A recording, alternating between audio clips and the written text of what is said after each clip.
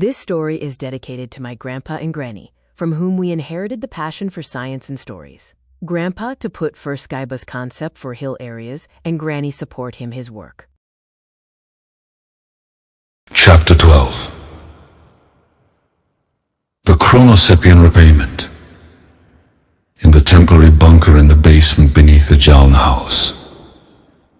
Data streams overflowed before Mayura's eyes.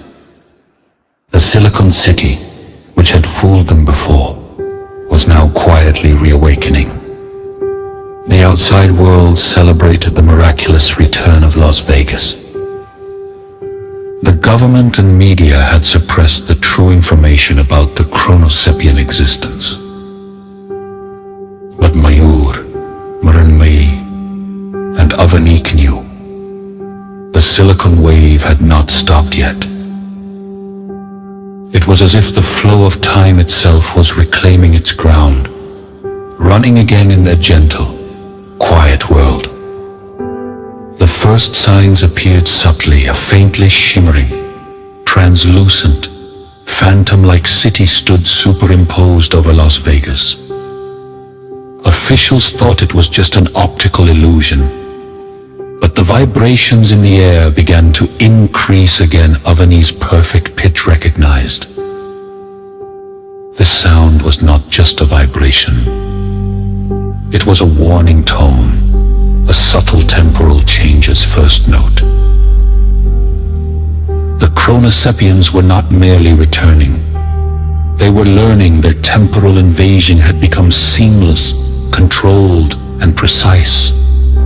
Their purpose was clear: to merge different realities and establish a terrifying, complete temporal dominion where the silicon form of life would rule over humanity. Renmay's research brought forth a grim truth. The previously expelled silicon nanites were reappearing in the air. This was not an outburst or airborne transmission. They were now flowing through subtle, invisible, broken temporal screens. Time's hourglass was overturning on the world again. Humanity was the clock, and the Cronosepians were setting their time in it. Mayur prepared the generator as an aerial antenna. This was not just a machine, it was a spiritual musical system that connected the threads of the temporal flow. The confluence of the musical sound waves flowing from Avani's guitar, Mrunmay's biological nanite control, and Mayura's physics calculations came together. It was their unified battle, the final operation against the Silicon City with the combined power of science, music, and biology.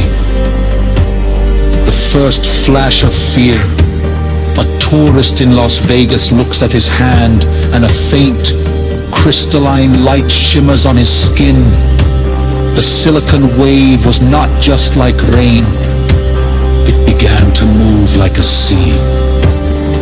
Mayur, Mrunmay, and Avani started the generator. With every guitar string, the crystalline nanites began to dissolve. Every shimmering component of the city stretched and elongated. A bluish clear light tore through the sky. The temporal flow became stable again. The Silicon City was now only a temporal echo, locked in an alternate universe. Humanity had won, but they knew the battle for time and life was not over yet. Mayur watched quietly. The Silicon City slowly blurred, but its echo still resonated in the current of time, in the final strings of Avani's guitar. The confluence of Mrunmay's biology and Mayura's calculations brought humanity a more imperial and lasting victory. The world was saved, but the mystery of time still lingered. The truth was clear. Humanity humanity's duty was not only in science, but also in music, life, and spiritual understanding.